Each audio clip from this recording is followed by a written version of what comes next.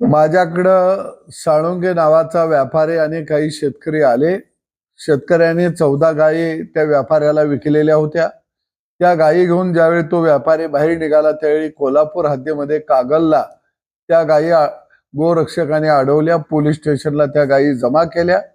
त्या गायी परत सातारा जिल्ह्यातील उंब्रज या ठिकाणी महावीर गोशाळा आहे त्या गोशाळेमध्ये जमा केल्या गेल्या. 2 महिन्यानंतर निकाल शेतकऱ्यांच्या आणि व्यापाऱ्याच्या बाजूचा लागला आणि न्यायालयानं सांगितलं मुद्देमालासह गायी ताब्यात द्या. त्यावेळी गोशाळेनं 1,46,000 रुपये त्या ठिकाणी भरून घेतलं. आणि ज्यावेळी पोलीस आणि शेतकरी गायी आणायला गेले त्यावेळी मात्र तिथं गायी नव्हत्या आणि त्यांना गायीही दिल्या नाहीत. असं सर्रास संपूर्ण महाराष्ट्रावर चाललेलं आहे. गोशाळेच्या माध्यमातून मोठी तस्करी या राज्यामध्ये शेतकऱ्यांच्या जनावरांची होत आहे आणि म्हणून सरकारनं आता यामध्ये लक्ष घालावं.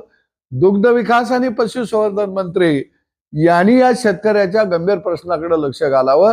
शेतकरी रस्त्यावरती यायला लागलेला आहे, मोर्चा काढायला लागलेला आहे आणि सरकार मात्र या तस्करांच्या पाठीशी उभा आहे असं चित्र आज महाराष्ट्रामध्ये तयार झालेलं आहे.